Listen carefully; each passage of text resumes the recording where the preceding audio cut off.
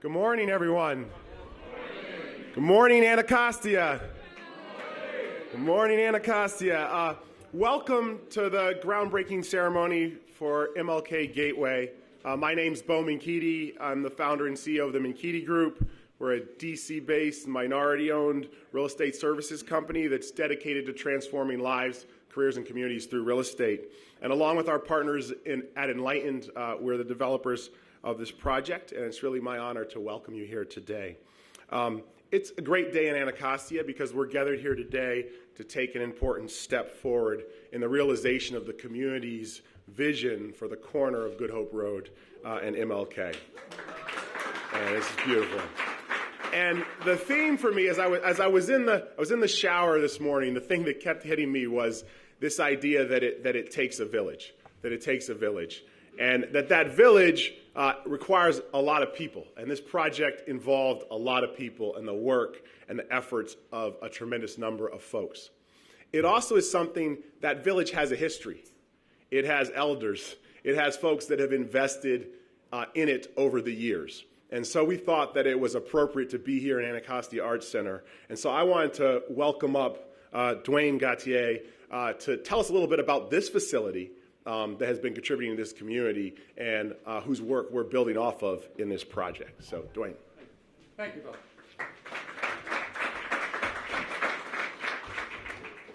Bill. As I said, welcome you all to the Anacostia Arts Center. The Arts Center where this event is being held is relatively unique, not only for the district, but also in the country. It's not only an art center, which comprises 2 art galleries, a black box theater where you'll have your food, but also a business incubator and shared space that's in the basement called The Hive. There's also retail stores. We're also a retail store shared space incubator. And what's really interesting is we have Mahogany Books, which is right around the corner here, which was the first brick and mortar bookstore that we've traced back for over 50 years. We also have Numi and Human, which is one of the top boutiques in the city, according to both the city paper staff and the city's paper readers. We also have the first healthy food store, which is right around the corner, called Fresh Food and Fresh Factory. Arch also provides support services in partnership with the Anacostia BID to all the businesses within the historic district of Anacostia. Arches and sister corporations have been in Anacostia since 1983. Over the years, we have provided more than 12,000 individuals with job training and social services. We have built and weatherized or renovated over 990 houses within Ward 8, Ward 7, and Ward 5.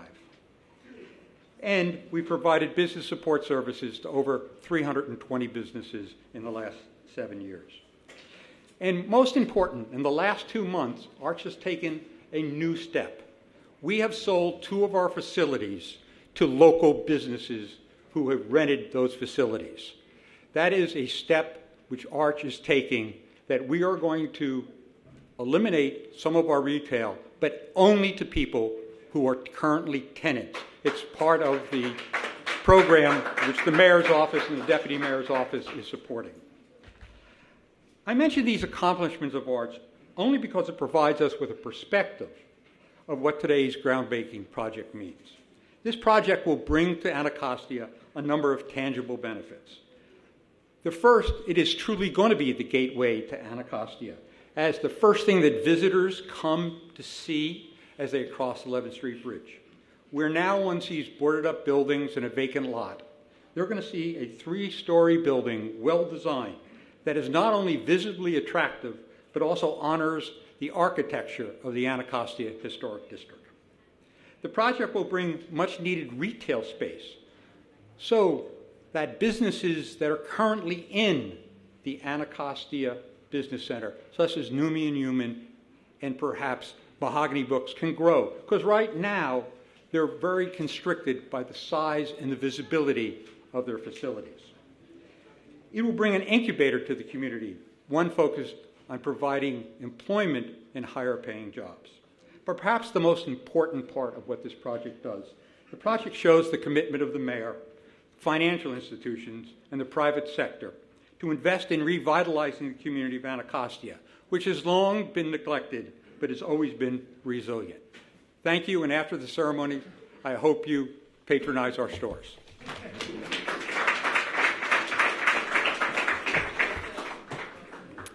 Thank you, Dwayne. This project goes back to the vision that our leadership here in this city had.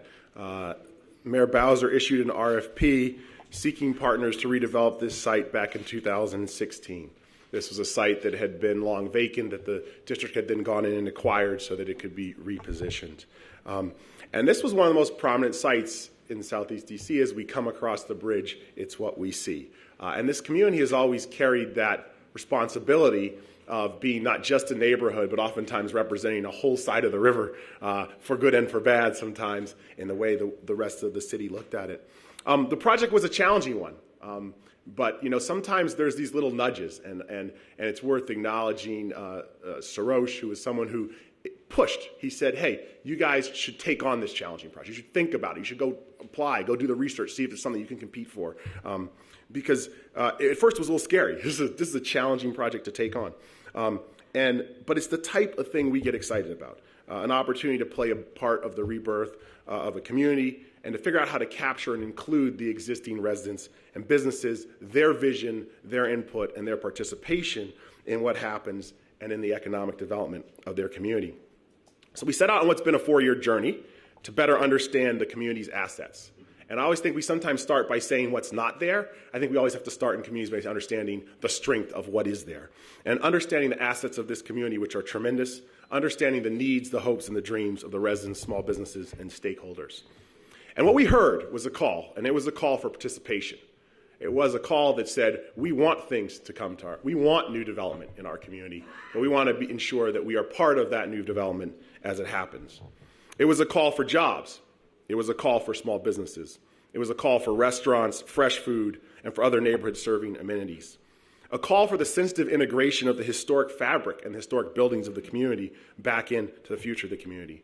And a call for the intersection of Good Hope Road and Martin Luther King Jr. Avenue to be the center of commerce in the heart of historic Anacostia.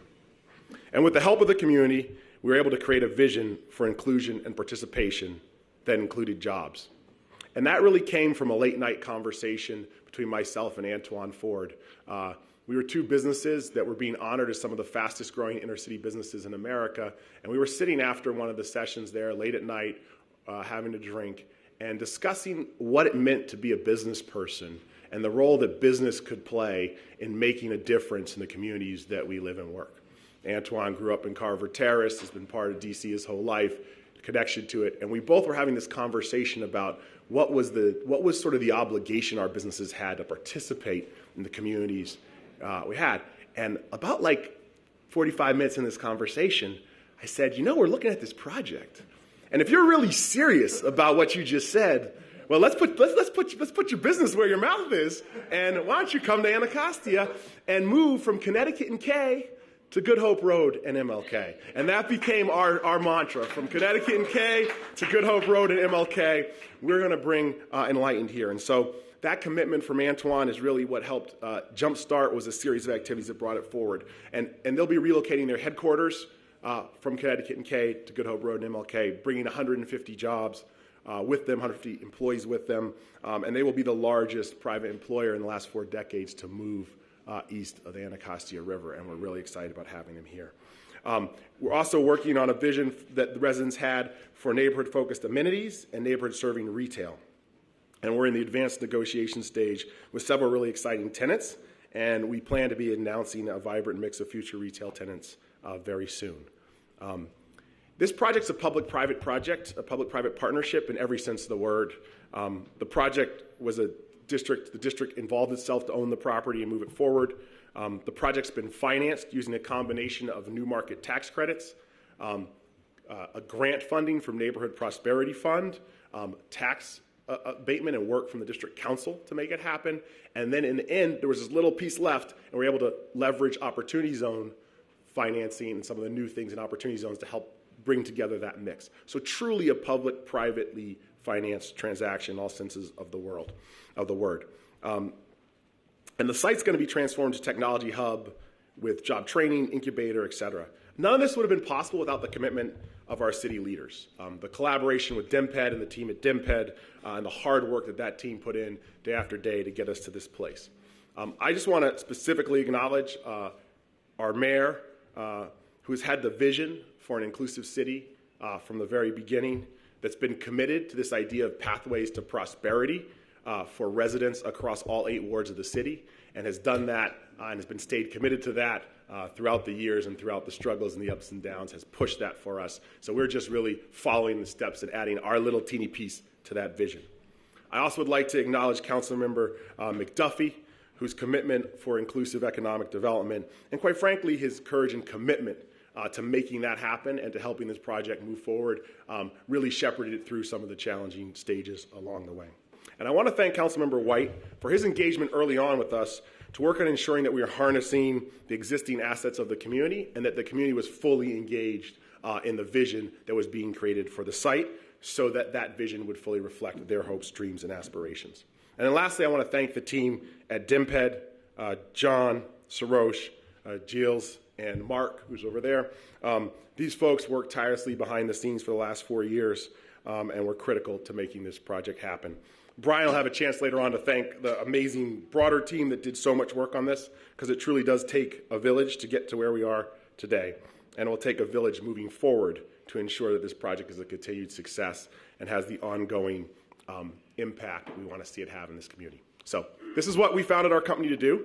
These are the type of projects that we said we wanted to be doing when we started this organization 15 years ago. Projects that can have a meaningful and catalytic impact on communities like Anacostia, and that give individuals and organizations an opportunity and platform to participate in the change and transformation in their lives and communities. So in conclusion, MLK is a special project, and we're honored to have been chosen to deliver it to this neighborhood. We're honored to have the trust of the city, the community, and our partners placed in us to move it forward. And we believe that great cities are made up of great neighborhoods, and we're honored to be part of furthering development of this great neighborhood of Anacostia.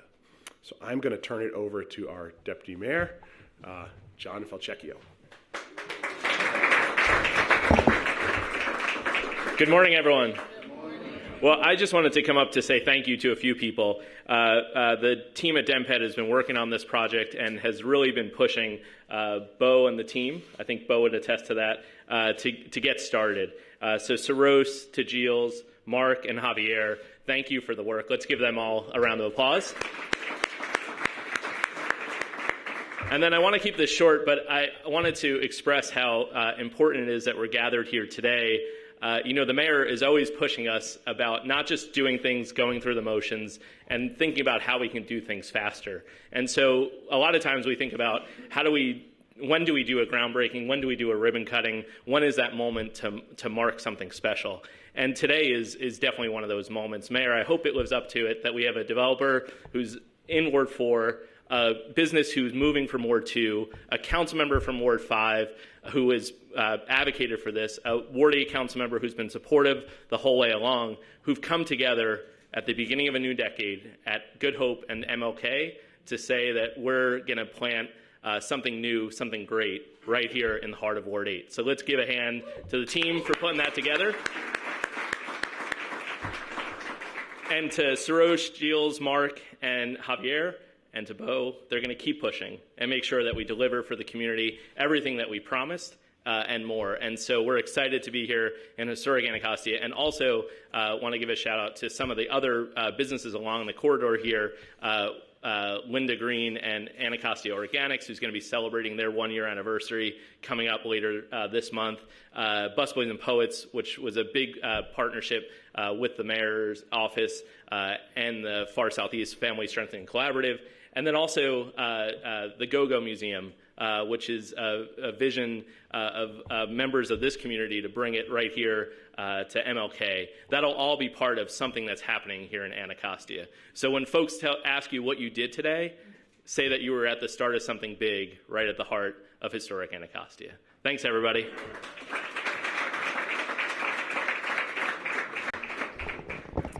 Thanks, John. we always are focused as developers and business people on projects and trying to get our little project done. But that project exists in a much broader context.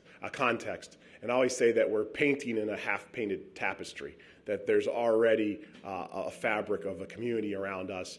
There's already a vision for that community. And we are very, very lucky to be painting on a fabric that has a real visionary driving that vision for what that fabric can be. When we talk about including people in pathways to prosperity, there's already a foundation for that being built. And so we are here today to do something that's huge for us, but it's just one small part in contributing to the broader work and vision for this city that our amazing mayor has laid out and that her team is working tirelessly every day to execute. So I'd like to bring up someone who inspires me every day and pushes and encourages us to move faster, to move harder, to deliver more for the residents of this great city, our mayor, Muriel Bowser. Well, good morning, everybody. I am really excited to be here and to follow Bo and John in talking about how important this project is to Ward 8 and to all of Washington, D.C. I want to add my thanks to all of my team that has been involved in this since day one, all of the development partners who you'll hear from today, the ANC commissioners here in Ward 8 who have been very much a part of this discussion, and Tion Jones and Hannah Baker from ANC 8A. Give them a big round of applause. To Councilmember Trayon White from Ward 8, and I'm very delighted that Councilmember Kenyon McDuffie from Ward 5 and the chair of the Economic Development Committee has joined us. One theme that you will hear today is it does take a village. It takes a lot of smart and committed people to make projects like this work, and sometimes it takes a lot of months and sometimes a lot of years to deliver those projects. This development idea was part of our very first tranche of economic development projects when I became mayor in 2015. You will hear us talk about March Madness. And what we do during that month is we look at all of the district's assets and determine if they can be converted to housing opportunities or job opportunities for DC residents. And this was one such opportunity. I had an office about right here for a year, and I sat next to a vacant building. I had a beautiful wall there, which is still there, and opportunities for people to put up murals. But what we didn't have are places for people to go to work each and every day. And we knew that the district was a large part of making all of this work. This beautiful center is here, and we want to thank and acknowledge Arch Development for their vision. But we know it could be connected to something so much greater. So the district's parcels, we knew, were part of that plan. I also want to acknowledge the development team because they've been able to make the project bigger and to go out and get control of some parcels close to our parcels, which will allow this to be a much bigger and more integrated project. And so when I think about this, we have set the marker that the district will be first in on hard projects. That's the case with Skyland that went all the way back to Mayor Williams, and we have been able to unstick that project and continue to make it happen, and that's why it's coming out of the ground. That was the case at the entertainment and sports arena that didn't have a tenant to make it happen, so we became that tenant with the entertainment and sports arena in a very few short months. Actually, right now, Ward 8 residents are living there, have made the St. Elizabeth's campus their home. And that will be the case here. The district will be first in transforming the remainder of these parcels with our development partner, and we couldn't be prouder of that. What this development represents is the same thing that neighbors and businesses have wanted in every part of Washington, D.C., and that it will be represented here right in the heart of Ward 8. Ward 8 residents tell me, just like people in every ward of the city, what they want is they want great amenities, safe neighborhoods, safe pedestrian access, and they want opportunities for good paying jobs. And that is why the partnership between the Mankiti Group and Enlighten is so important.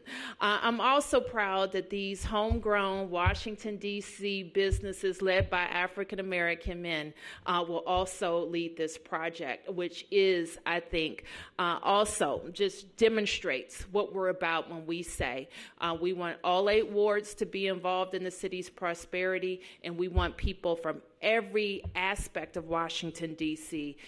To lead those projects. And that's what this represents. So it's true, we like to go faster, we like to go bigger, and we like to deliver more. And we think that this is a great story of economic development for Washington, D.C.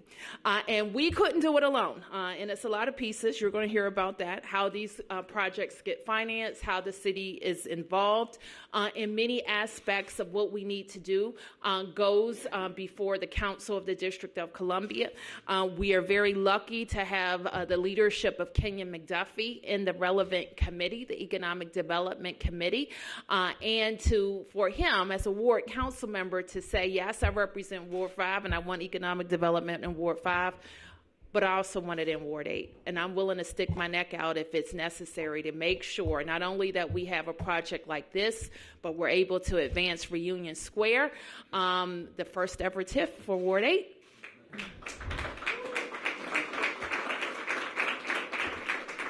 I mean, they have TIFs in all 8 wards. How can we have a TIF to jumpstart development in Ward 8? But that's for another day.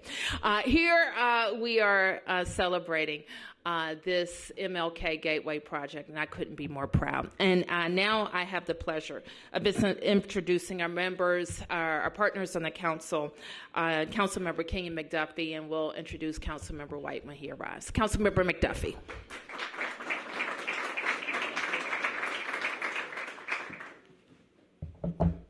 Good morning, everyone. Good morning. As the mayor mentioned, I'm Kenyon McDuffie. I represent Ward 5 on the Council of the District of Columbia, and I'm delighted to be here to celebrate this very important occasion. There are a lot of people whose contributions help make this day possible, including John Falchicchio and his team at DNPED, representatives from LISC and PNC, as well as the leadership of the Advisory Neighborhood Commissioners and civic leadership in Ward 8, and importantly, your Ward 8 Councilmember Trayon White. Let's give all those folks a round of applause for their efforts. But in particular, I want to highlight the efforts of Mayor Bowser in focusing on creating greater economic opportunities in the east end of the city, particularly in Ward 8. So let's make sure we give her a round of applause for her efforts, her zeal, and enthusiasm for making sure that the work that we're doing in the District of Columbia, the focus on affordable housing, the focus on creating economic opportunities and getting access to capital for our entrepreneurs and small businesses isn't just happening in one part of the city, it's happening in every single part of the city. So let's give Mayor Bowser a round of applause. At this moment in our city's history, it is important that our government is using every tool possible to ensure that our continued economic growth is more inclusive. And that prosperity the city's experiences is shared by residents who historically have not felt a part of it. As chair of the Council's Committee on Economic Development and Business, that's been my priority. So I am especially proud to have worked on this project, which is led by Bo Mankiti and Antoine Ford, founder and CEO of the Mankiti Group and president and CEO of Enlighten, respectively. 2 Black-owned, District of Columbia-based certified business enterprises. One led by a guy who not so long ago was working at a nonprofit, pondering a dream of becoming an entrepreneur. The other led by a guy who is a native Washingtonian from humble beginnings, raised early on in the Langston Carver neighborhood of Ward 5. Let's let that sink in for a minute.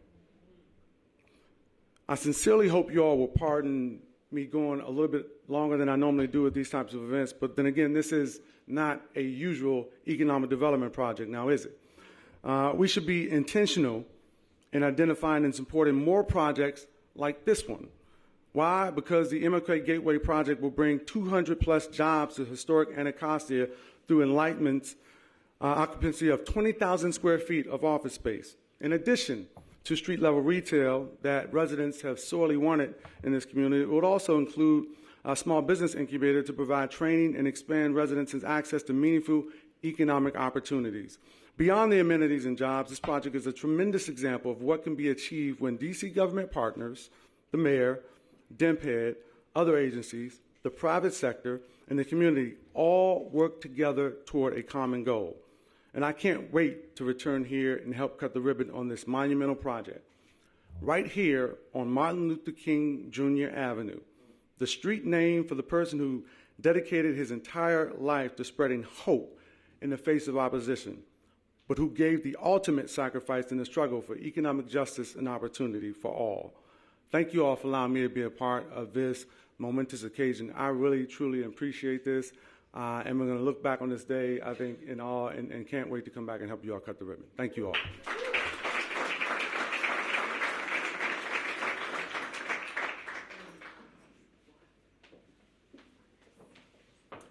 So what I'd like to do is I'd like to call up Antoine Ford.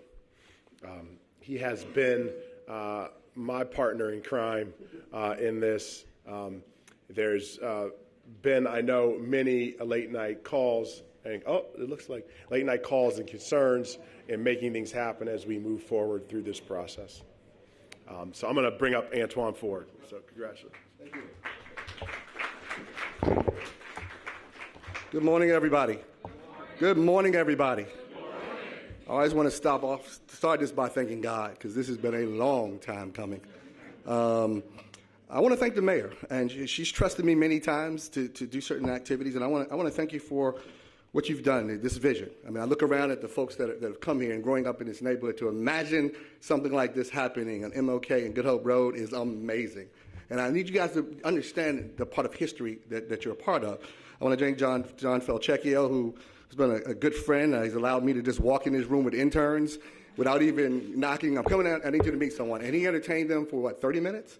Just walking in, and interns from this city, and it takes that type of leadership. I want to thank Councilman McDuffie, Councilman White, who have fought over the last 4 years to make sure this day's happened, and it's not been easy. We've had weekend calls, and just to make sure that we've pushed this, because to have something like this happen is an incredible activity.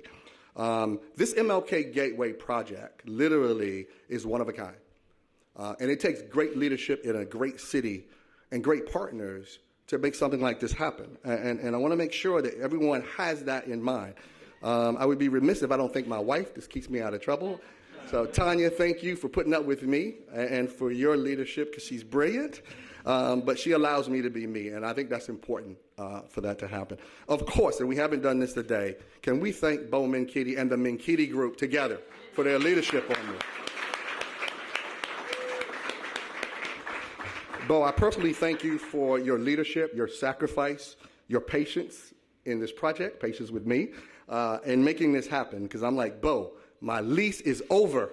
I gotta move. And I would remind her, and I was like, tell the mayor, my lease is over. Because it was that important for us, the commitment that we've had. We had many meetings on weekends, long nights.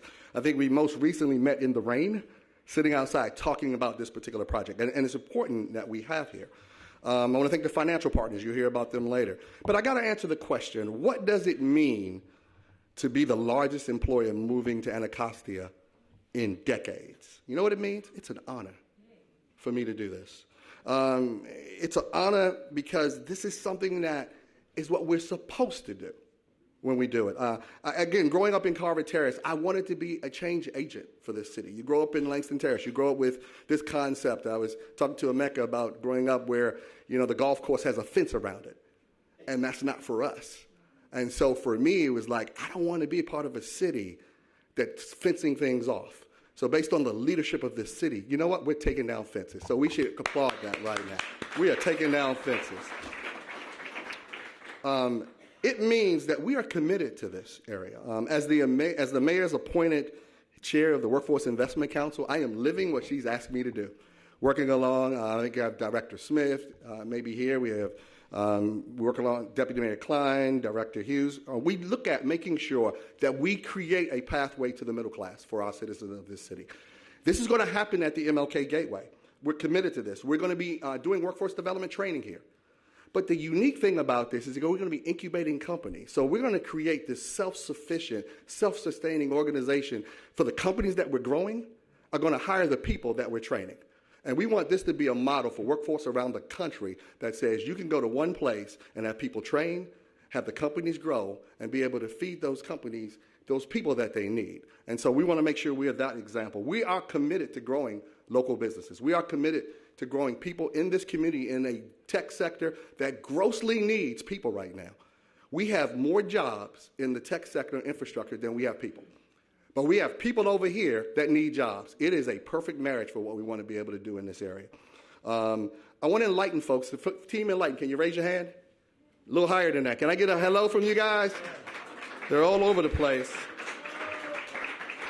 I want them to know right now, in a year, this is your neighborhood. This is where we're going to be. We're going to change lives for decades to come. We're going to train people for the jobs of tomorrow, today. And my last words to the Anacostia area, we're on our way. Thank you, guys.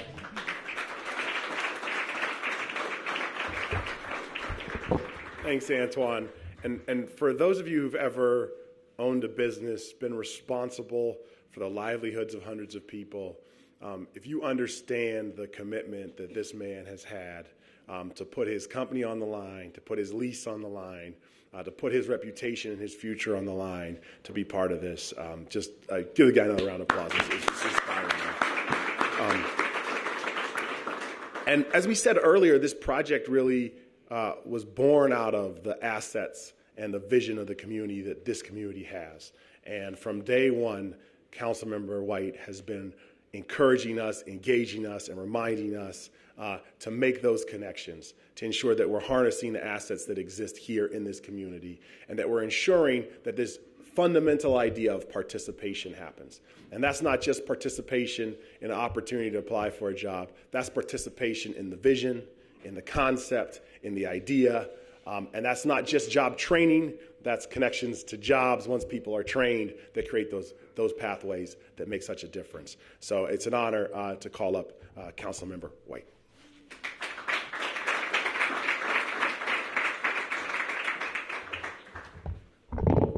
Good morning, everyone. Good morning. First, I want to thank our mayor, Mayor Bowser, for her leadership. Give her a round of applause. I want to thank Councilman McDuffie and all the other members who are here, John, who've been a part of this. I guess I learned about this early on when I first got elected. I know Bo and I met, and he was talking about the MLK Gateway, and I had no idea what MLK Gateway was. And so I started doing some homework. The first thing I said was, how is people from the community going to benefit from this project? And he started talking about real estate and IT. And during my tenure on the State Board of Education, I worked with Microsoft to put Microsoft in Baloo and Anacostia. And he said, that's already been taken care of. I was like, wow. Then he talked about Antoine doing IT and then real estate. I said, we have people in our community that want to do real estate, so we should get a training program. He said, it's already taken care of. And so I believe where there's no vision, the people perish. And so in this corridor, we're going to enlighten a lot of people and change lives in this community. So I'm excited that we're coming because we met so many times and trying to figure out when it's going to happen. I know Antoine was saying so many times, so you have to get some deadlines. We got to move. I'm like, I know we got to move. The government don't move that fast. And I'm calling the mayor's office. They're working. And then we're talking about we need to get a grocery store. We said we can't put a grocery store. We have to put a grocery store. ANC's got involved. And so I think that with the collective effort from all parts of the government, the financial team making this happen, we are going to allow people not just to get a job, right, but to get a career and to get into real estate and transform lives. And so I'm looking forward to the opportunities that's going to be here. So I called back and we met probably a couple of months ago, and I was like, what's the retail stores going to be right there? They said, Mr. White, we haven't gotten that far yet. And I'm like, okay, because I have the community asking me. And so as I come here this morning, and I see people like Ron Moten, who owns a business around the corner, I know that we can empower people, especially people of color, right here in our community, be owners in our community. Because far too many times in our community, we're spending, but we're not seeing those dollars circulating in our own community. So this is an opportunity right here in Anacostia to turn it around. I want to thank the mayor for her leadership. I want to thank all those partners, Bo, for his leadership and his vision. And he came back to me and said, we're trying to do something across the street too, right? I spoke too fast. All right, cool. So they trying to buy up everything. I said, okay, what's going on here? But I think that's great that we have people that care. There's a lot of people that want to build in Washington, D.C. You know, we're growing rapidly, but we want to have people and good partners who care about the community, that's going to be vested in the long haul, that give us back and have a strong vision for the residents here. And so I'm excited to be here today. Sorry for being late. I thought it was 11 o'clock on my schedule. And so I'm here. And Sheila been texting me saying, you're going to come. And so I'm here. I want to thank you all for joining us here today for this monumental occasion that we probably won't see the fruits of the 20, 30 years from now. But bad things happen when good people do nothing, so we're doing some good right here in Ward 8. Thank you. God bless.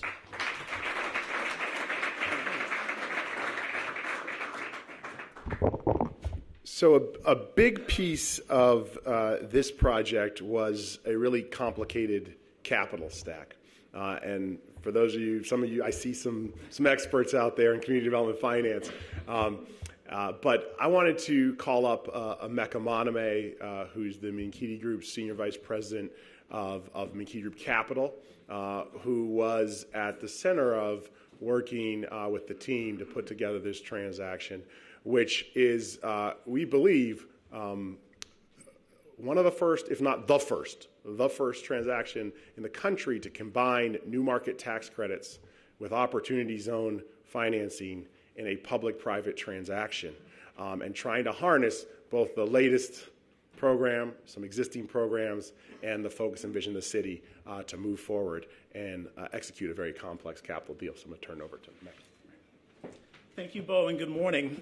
As I've been listening to the speakers, there was a couple of words that I heard that really spoke to the capital stack that we put together, the words intentional and one of a kind. And so first, as I talk about the partners that we had in the project, there was definitely an intentionality about being a part of this project and having an impact on this community. And we certainly was a one-of-a-kind transaction that I'm sure Brian will one day recover from the sleep that he lost in putting this together. So first, I'd like to thank the mayor and DEMPED for the contribution of the Neighborhood Prosperity Fund, a really foundational investment in this project. I also want to thank our limited partners in the Opportunity Zone Fund that we were able to raise. A few of them are in the crowd. We want to thank you for your commitment to the work of the Minkiti Group, your commitment to the Anacostia community, and your commitment to this project on this site. And then we also had some co-investors in the project, and you're going to hear from one of them, our partners at LIST shortly. And I also want to call out specifically one of our co-investment partners, RMS Investment. And Josh, thank you for being here, and for Debbie Ratner-Salzberg's participation in this project with us. So yes, it was an intentional desire to be a part of this project. It was a one-of-a-kind. We think it's actually one of the first projects where you've used opportunity zone financing with new market tax credits. And we are thankful, and I'd like to call up Richard Bynum from PNC Bank, who is our financing partner on the new market tax credits, to give some words. Thanks, Richard. Good morning, and thank you, Emeka, and thank you to the mayor, and thank you to Bo and Antoine for your vision in bringing this together. As a banker, I'll tell you, there is absolutely nothing about this deal that we don't like. We like the notion of public-private partnership. We like the notion of investing in a community. We like the notion of bringing people together in places where opportunity exists for small business, for individuals, and the rest. And we're just proud to be a part of it, and congratulations to the effort.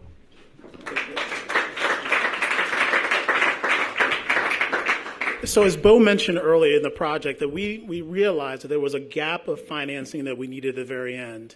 And the Opportunity Zone program was available, and this neighborhood, as the mayor selected as a community that was a qualified opportunity zone, we started looking for partners, and we dug in, rolled up our sleeves with our partners at LIST to understand the program, to find a way to bring a group of folks together to make sure this investment took place. There was lots of sleep loss. There was lots of arm wrestling. There were things thrown, I believe, on both sides. And the regulations themselves came together over the course of a year. But I think the one takeaway that we had is that this is exactly the type of project that Opportunity Zones were actually created to do. Projects that made a difference, had a lasting impact, and bridged the gap on things that otherwise would not have happened. And so we're thankful that LIST decided to partner with us over the last year to understand how we could make that happen here. And we thank you for being here. So I'd like to invite Maurice Jones to offer remarks.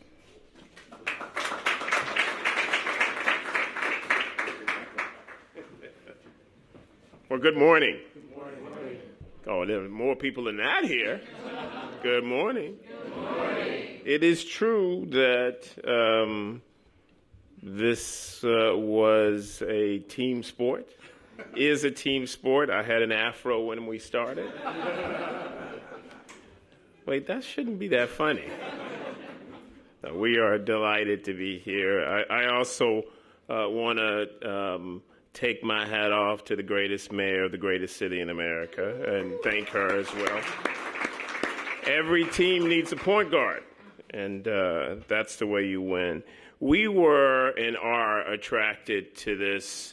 We're definitely attracted to these incredible business folks here, but we're also attracted to the way that they have ensured that this reflects the community's demands, that this reflects what the community wants here. The community wanted private sector enterprise, and that's what this endeavor sets out to do. And so we're delighted to be a part of it. I want to thank the LISC team. George Ashton here is a part of this. I couldn't have done it without George.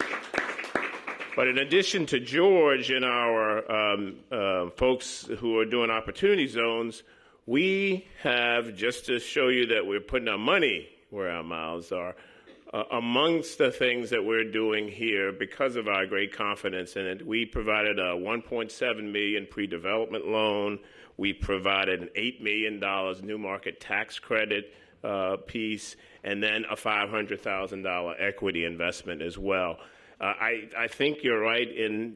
As I look over our portfolio, this is the only project that I can remember right now where we have loan, grant, new markets, and opportunity zone equity in it. This is unique. There's no question about it. Thus, the afro that I started with. A few other things sort of jump out at me about this. As I understand it, this is the first construction development in Anacostia for purposes other than nonprofits and social services in more than 3 decades. That's incredible. Let's make sure it's not the last, right? That's the key. Over 400 jobs when it's all said and done, this will be a part of, with something like an annual $12 million in wages going to individuals benefiting from this. We have been here in this city. LISC DC has been here for about 30 years now. We look forward to the next 30 years with you, and we look forward to being here in Anacostia. So thank you all for all you're doing. Appreciate it.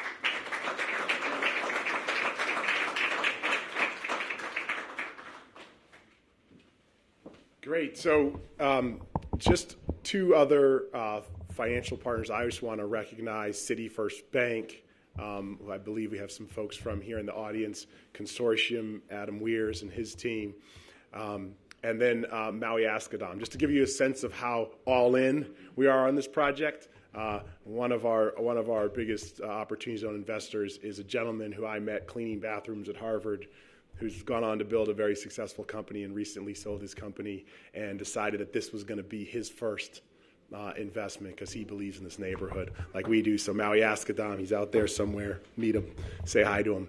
And we've come a long way. We've come a long way.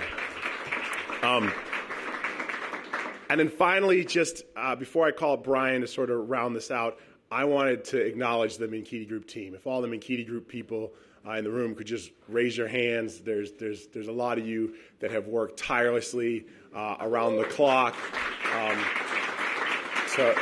to make this project happen and to make this event happen. And I'm grateful for you guys every day. And then there's like little team Minkiti. And somewhere out there is my wife, who is the biggest supporter and partner in business and in life that makes that happen. And I believe with her is our 8-week-old son, Cameron. And this past summer, I lost my father. And one of my father's lifelong passions and aspirations was to create this institute called the Imangini Institute. And Imangini is an Igbo word, and what it basically means, translated is, who am I? It's a person saying, who am I that you deny me a seat at the table? This idea that there are lost voices of value, that there are people with something to offer who are not being invited to have a seat at the table. So it's my hope that when little Cameron grows up, it'll be very clear that this community has established its seat at the table, has been able to do the things that we already knew it could do, and has been able to catalyze that into something that he comes and sees a vibrant, dynamic, thriving, and economically vibrant place here at the corner of Good Hope Road and MLK. These projects don't happen without someone to do the work of pulling all this, dozens of people together. And that person was Brian Burke. He's very quiet. You're not going to see him out front screaming and yelling. But he put in a tremendous amount of effort. It was amazing to see this man work to pull this deal together. And we talked about when it was done. When we got the close, he said, "That's the hardest thing I've ever done in my life." And I hope that the rest of it's a lot smoother. But thank you, Brian, for all the effort and work you put in. This wouldn't have been able to be possible without you.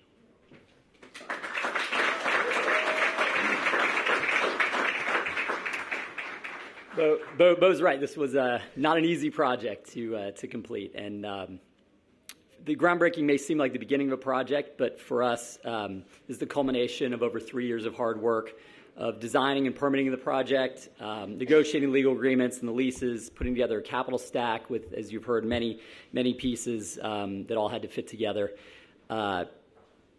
It was a lot of work for our team, but there were a lot of other folks that were involved, and you've heard about a number of them, but I'd like to mention the full list and recognize them all. We've heard a lot about our partners in the D.C. government. We could not have done it without the mayor and her staff and the DEMPED team, Mark, Jill, Sarosh, and Javier. They were critical from day one, and we worked long and hard with them to bring this deal together. Councilmember McDuffie and his team and Councilmember White and their team were critical, as we've heard, in getting our tax abatement passed that helped bring the final pieces of the capital stack together. We have a large and very experienced and great design team led by our architects at Hickok Cole. Burton, Sarah, Joe, and Mark have done an amazing job bringing the project together and creating what we think is going to be a really exciting building. Our civil engineers at Bowman Consulting, Ryan and Matt, the rest of our design team from KTA, Structura, Hills Carnes, Carvalho and Good, Richter and Associates, and DFM Development have really done an amazing job of bringing this together. And we'll watch our team at Consigli Construction actually now build it and make it reality. Eric, Vance, Todd, and Andrew working hard already out on site to build this project. Our attorneys were critical in this project with all of the complexity and legal agreements and financing. Klein Hornig, Aaron O'Toole, Sarah Markins and Bustle, and Meredith Barnett were really wonderful partners to work with on this project. We've talked a lot about the community involvement. Our ANC representatives, Commissioner Jones, Commissioner Presswood, have been huge supporters of the project, have supported us whenever we needed along the way. Historic Anacostia Preservation Society, Greta Fuller, was very, very involved in this project from the beginning and making sure we had a project that met the needs of the community in terms of preserving these historic buildings. The Anacostia bid, Christina Noel, has been a huge supporter and really critical in helping us move forward. And AEDC Stan Jackson has been a great partner as well.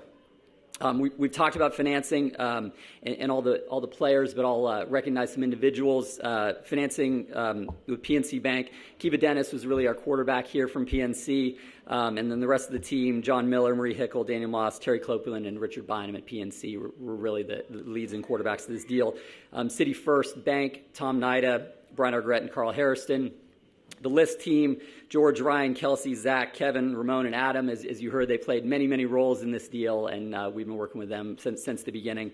Consortium America, Stephen, Chris, Jabari, and Adam, RMS Corporation, Debbie, Josh, and Mike, Maui, Asagam, and Trip Kelly, rounding out our financial partners. We really, really appreciate all the hard work you put in helping us bring this together. Lastly, I'd really like to thank the rest of our development team, Enlighten, first of all, Antoine, Andre, and Ty. It's been a long road. We've had a lot of pushing and pulling to get us here. Antoine and I never talked more than that last week of the deal in getting everything put together, but we got it all done. And then, again, I'd really like to thank the rest of the Minkiti Group team, Bo, Whitney, Emeka, Katie, and Maya. Real team effort. We got others along the way that have made this successful, and we couldn't have done it without a great team.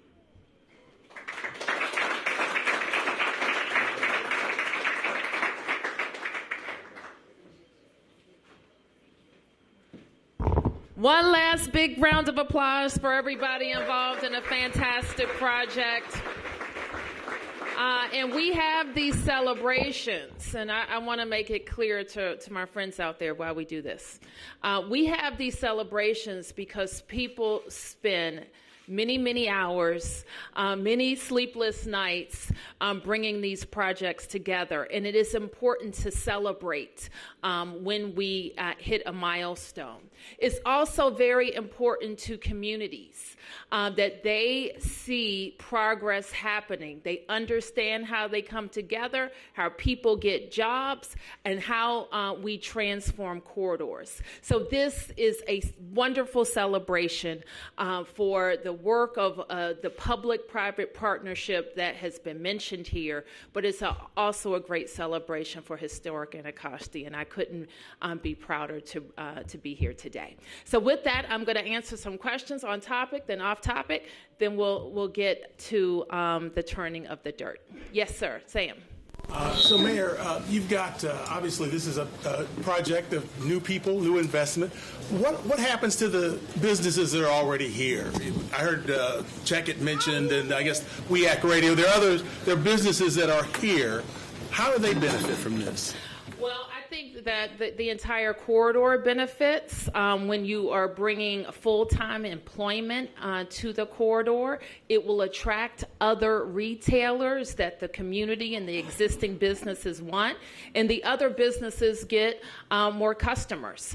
So the entire corridor benefits. The neighborhood benefits because when you have more people during the day and in the evenings, you have safer neighborhoods. So everybody benefits. But what if you got struggling businesses? Do they go out of business so that new businesses can come in, or how does that work? Well, hopefully struggling businesses will have more customers. We also have many programs that they can take advantage of, including, you heard a number of people mention the Opportunity Zone initiative that we have implemented here. And unlike most jurisdictions, we implemented like a Kickstarter program that all businesses can take advantage of so that the corridor gets ready for the Opportunity Zone investment. And so any business who wants to take advantage of that, we called it something else that I'm not remembering, they can look at our DMPED website. Madam Mayor, we have a video here. Thank you. We're taking press questions, and we'll get to, I promise, the community questions next. Yes, thank you. Any other questions from the press? Yes. Your reaction, Mayor Bowser, to Jack Evans' resignation? I'm obviously very sad that a public servant who had dedicated his career to improving the district made some very significant mistakes, and the consequences, he's reaping those consequences now. But I think, like most people, I'm ready to turn the page and focus on the business of the District of Columbia. Yes. Staying on that topic, there's talk that he may consider running for his seat in the special election. Can we focus on Ward 8, please? What would you say to Councilmember Evans about the prospect of running for his seat again? As a mentioned, Mark, we've turned the page and we're focused on the business of the District of Columbia. Any other questions? Yes. Spoken to Jack Evans in recent days before his resignation? No, not before his resignation. No. Yes, I have. Can you tell us what you talked about? No. And it's Tom. Mayor, a broader question other than Jack Evans personally. He was one of the strongest supporters of economic development in the District of Columbia. You have a council now that is less experienced and maybe not as enthusiastic. You've got a lot of projects going, the new housing. Are you concerned at all that you've lost an ally on the council? I think all the council members should be focused on how we get economic development projects done. I would agree that it would appear that there are some enemies of economic development on the council, and that concerns me. Because when we are talking about projects like this, we're talking about jobs, we're talking about transforming neighborhoods, creating more opportunities. And I feel very, very strongly that now that it's Ward 8's turn, that people shouldn't forget that TIFs have transformed all parts of the District of Columbia, that tax abatements have existed in all 8 wards of Washington, D.C., and that businesses, homegrown businesses, NCBEs, are competent, capable, and they should not be distrusted at every turn. So that is my concern. Every member of the council has a responsibility for every part of the District of Columbia. I have a follow-up question. Do you care to name names on the council? Denise. Thank you. Thank you. This is a fantastic announcement for the folks of Anacostia. For the folks going up Martin Luther King Avenue, will you be making any announcements anytime soon about any further development in the area? Well, I think we proposed to the council the first ever TIF, which is tax increment financing, which allows for increased investment in a project. Part of that TIF proposal included my commitment to locate a partner for Enlighten up the street, and that would be a DC agency, probably with at least 200 people, housing and other commercial development. So that is our next public-private partnership for MLK. You were also with us some years ago when we talked about streetscape improvements that happened even further beyond where the Reunion Square project will happen. Mayor Bowser? Yes. What members of the D.C. Council are enemies of economic development? Well, I mean, you throw that out there, and you dismiss it. You don't expect us to ask that question. You throw that out there, and then you say it in public, and then you won't name who these enemies are. No, I mean, don't dismiss it as an irrelevant question. It's a legitimate question when you put that out there. Well, I would challenge you to go and ask tough questions when it comes to votes against projects in Ward 8. I would just ask you to do that. As I said, go back and check the record.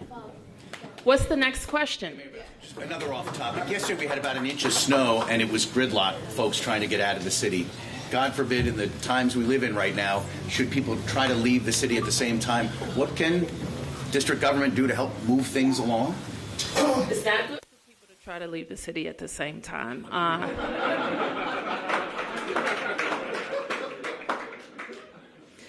We kept D.C. government open because we didn't want to contribute to that, and also we thought that the forecast didn't warrant it. We, in all seriousness, want to work with our metro partners to get people moving, and we also maintain regular dismissal at our schools. And if the forecast had warranted it, because I just want to be clear, an evening commute snowfall is the worst scenario for all of us around the region. So our part in doing it was maintaining our regular operating schedule and asking people to be very, very careful when leaving. We always are evaluating our emergency operations to make sure that if there's a needed emergency evacuation, that we can get that information out to people. I asked people to sign up for the DC text alerts so that they can maintain contact with us about any updated information. But I, like you, was able to watch from my window at the Wilson Building, 14th Street, starting at about 1 o'clock, turn into total gridlock. And so we maintain a call, I think you know, with our federal partners. And they made the decision for a early dismissal. It was supposed to be staggered. It looked like everybody left at the same time. First questions, yes.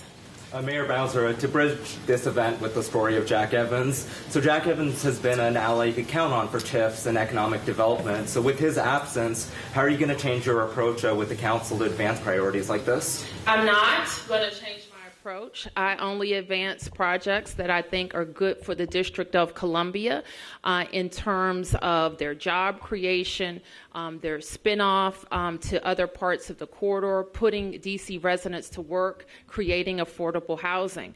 And so I only advance projects that I think are in the best interest of the city. I will continue to work with Councilmember McDuffie, who has the responsibility of finance and revenue, I think. Nothing has changed, in addition to other economic and business development opportunities. And we fully brief, and answer any questions from any and every member of the council who has them. Yes. We have no problem with this wonderful development here today. Kudos. But however, the heavy construction has the potential of compromising the quality of our broadcast, and if that does, then we could lose our affiliates who carry our syndication around the country and could definitely go under. Would you and this wonderful group you have here be willing to offer us a community benefits package to soundproof our studios so that we will not be detrimentally affected by this wonderful new development? I'm happy to have a member of my staff talk to you about your concerns. Yes. Yes, thank you. Happy. Mr. Barchicchio will talk to you about your concerns. Yes. Noma, underneath the bridge there, your administration has posted that you will be permanently removing those tent encampments there. A lot of advocates for the homeless believe that your administration is criminalizing homelessness by doing this. What do you say to those people that are living under those tents, that it's the only that bridge is the roof over their house, that they want to know why you are permanently moving them out? It's the same way you did under the Whitehurst Freeway a few years ago. Mark, tents and living in tents is not permitted in the District of Columbia. And it's not safe for the inhabitants. It's also not safe for the surrounding community. And so we have worked many, many years on a protocol that we developed with those advocates. Those same folks have frustrated how the protocol is implemented. And we just want to clarify what all of that protocol is, have everybody understand it, and implement it with fidelity, and we will do that. We also, it should be clear, make our abundant homeless services available to anybody who is living in a tent. And we will continue that very robust outreach to make sure that people know what services are available to them.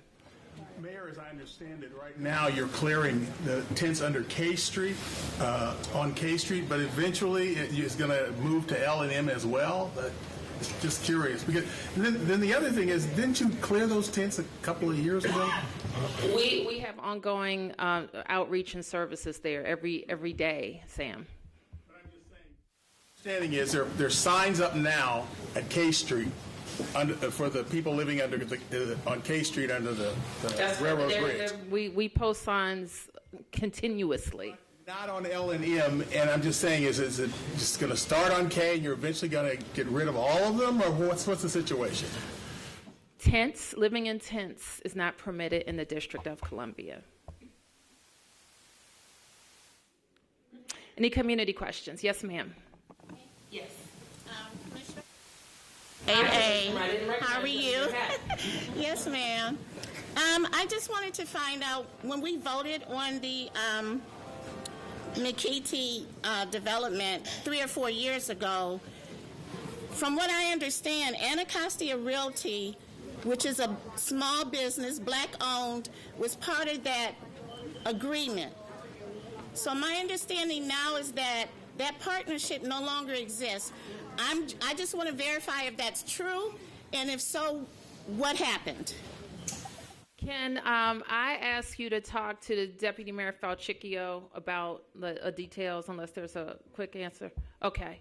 I don't recall all of those details, but I'm happy to get you a specific answer. Yes. Let's do it. One further thing. Quickly wanted to recognize the caterers and let everyone know that there is food after the photo op inside the Black Box Theater. Our caterers for this event, Open Crumb, just 2 doors down, as well as Revive Catering, D-City Smokehouse, and District Soul. Thank you very much. It'll be available until 12:30. So could all of the groundbreakers please come to the stage?